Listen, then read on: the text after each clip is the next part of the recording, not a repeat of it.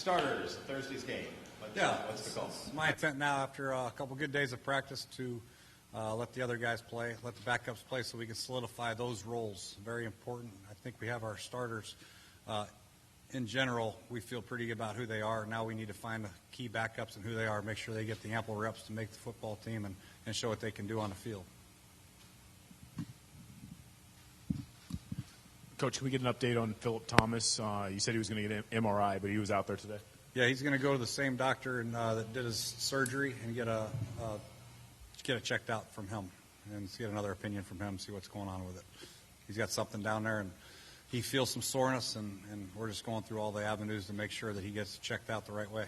He's going to be out for the game, though, for sure. And that's the doctor down in North Carolina, Anderson? Yes, okay. Yes. Yeah. It's pretty good. Your thoughts on Brandon's suspension? Well, we don't have a lot of say in it as coaches. You know, it goes to the the board up there, and they make their decision. And unfortunately for Brandon, he's got a history of these type of events, and whether or not it was significant enough to warrant a suspension is what they decided. Now we have to go through the appeals process and all that, and do the due diligence and do whatever steps we need to do necessary to get that thing reduced or dropped. So it doesn't really matter what I think. Unfortunately, I know Brandon's been working very hard at lowering his target. He's done very well since his last suspension. He hasn't had any issues. This is the first one that's come up, and it was an unfortunate incident. He tried to lower his target, I thought. I thought it was a legitimate football play, but the NFL didn't see it that way, and we'll just have to fight it the best way we can to try to get that thing dropped or reduced. If the suspension is upheld, what's the plan going forward? Will E.J. Biggers slide in at safety? I have Rambo also that can slide in there, and we get Biggers. So we have some options in there. Obviously, it's a loss for us because he's been playing extremely well.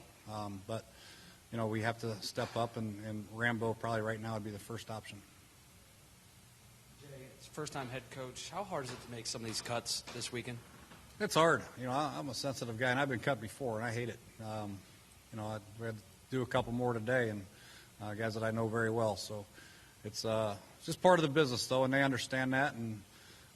But it's never going to be easy when you have guys that work extremely hard to get to this point, and they busted their butt for you in training camp and OTAs and been in the weight room, been on time to meetings, and really done nothing wrong. But, it's that situation everywhere in the NFL, not just here, but it's no fun for anybody in any league to have to cut somebody. Okay, back to Meriweather for a second. Obviously, he's been trying to do his best to lower his target. But you look through the league statement, and they're like, not only the crown of the helmet, but it's also the shoulder. It's anywhere neck and above, which I guess can be debated. How hard is it to get the message across what exactly the league wants when it seems like it's kind of evolved and it evolves every year? Yeah, it's hard. It's not just Brandon. It's other players around the league, and it's the flags that really hurt the team also. You're taking about a 3rd down and 5 and a possible punt to first down and a 15-yard penalty. So it's a very, very tough call. Not only hits the pocketbook and possible suspensions, but the 15-yard penalty is rough also. But it's very hard. I showed about 20 clips today on tape of those plays that were called, and we're continuing to talk about them and just continue to preach the fact that the target has got to be lowered and do the best you can and try to avoid it at all costs. And Ryan Clark, who's a veteran safety, he's got a great approach to it, and he's going to share his thoughts with the guys, and we just got to try to continue to coach it. It's very difficult, though, because a lot of them are bang-bang plays, and sometimes the receiver lowers his target right as the defensive back's already got his target lowered, and they collide, is what happened with Torrey Smith and Brandon. Torrey lowered, and Brandon was already low, and then Torrey lowered, and they collided. So it's just a very difficult situation to be put in as a defensive back nowadays with these rules, but they are there to protect the players, and we just have to adhere by them.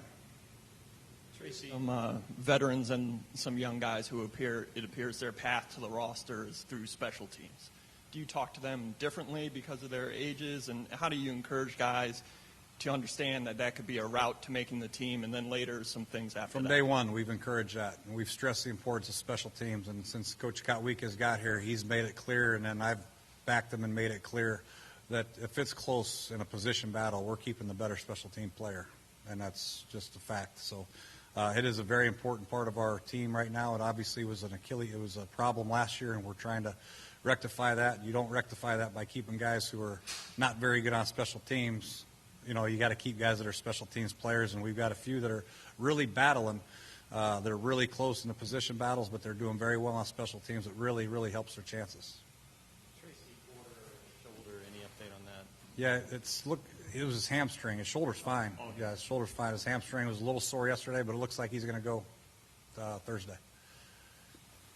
Jay, Rack, obviously you guys franchise tagged him, and what do you expect out of him this year? Because when an organization makes that type of commitment to a guy, it's about production, isn't it? Yeah, it is, and he understands that. He's had a great career already. We have high hopes for him, and the reason why we franchise him and gave him what we gave him because we think he's a hell of a player, and we expect great things from him, not only on the field but as being a leader also of that group. And he's so far done that. He's been excellent, since the very beginning when I got here. He's been very positive, very approachable.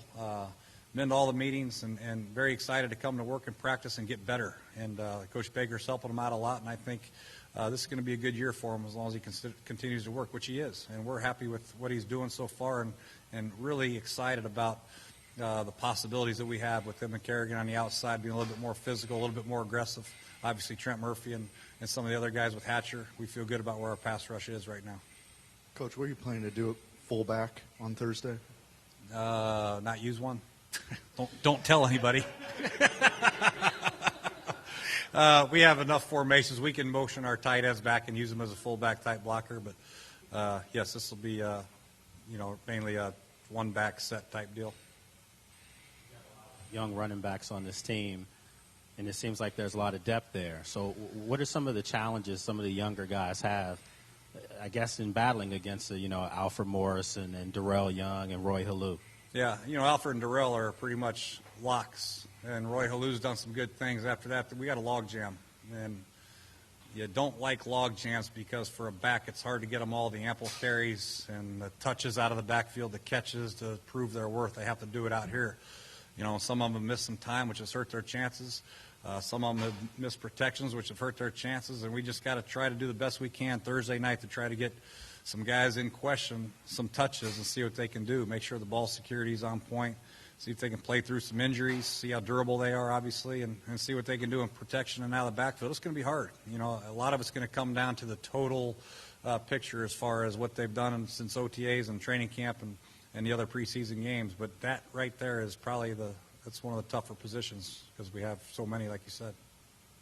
Could you touch on some of the challenges that undrafted players face? Undrafted players, they have a lot of challenges. One, they don't get as many reps as the guys that are already here, so they really have to hone in the meeting room. They have to learn a new system. Then they have to come in, and when their time does come, they have to take advantage of the few reps that they get. And it's very difficult on them. Fortunately for us, we've had some undrafted guys come in here and do that. They've done a very good job as far as learning from the rookie OTAs to the OTAs to now, and they've taken advantage of some reps to show what they can do. But it's very, very difficult for them. The odds are very much against them. So it's very important for them, like I said, when their number is called, to take advantage of it in a big way so they are seen. And when they're doing scout team stuff, they got to do the best they can to make themselves seen and heard. And so far we've had some guys do that and step up, which is encouraging. Two-part. With Chris Thompson, we've talked so much about his health. Is there anything else he needs to prove to you to make the roster besides getting through tomorrow night and being healthy? Thursday night. And also on the place kickers, would you say it's 50-50 entering this game? That's another tight battle. Yeah, it's a close battle. Both of them have done a very good job, in my opinion. I don't think we can go wrong either way with the place kicker. Unfortunately, we'll probably have to choose one, and that'll come down to Thursday night. And I like both of them. I feel good about kicking with both of them in a game, so that'll be a tough call. And then as far as Chris Thompson's concerned, like I said earlier, one of the top traits a running back has to have, my dad told me a long time ago, is durability. And he's got to prove to us that he can stay healthy. And he might have to play through some pains and nicks and knacks for us to count on him on a Sunday afternoon. So this is a big game for Chris. Anything else, guys? Yes, can you potentially touch on safety Team Davis? Keem Davis, he's one of the free agents that we're talking about that has really come in and taken advantage of his reps, especially on special teams. He's forced to be reckoned with on special teams. And I'll tell you what, he's an exciting player, and I know Coach Kotwika loves him. From a safety position, he's a little behind the 8 ball as far as knowing the system, but he's fighting his tail off and learning and trying to do the best he can. But from a special team standpoint, he's a guy that you want out there, and we might have to figure out a way to get him out there on Sunday because he is really, really good out there. So, like I said, that's a very great example of not only is he a rookie free agent, but he's a guy that has worked his tail off on special teams to really battle for a roster spot. Thank you.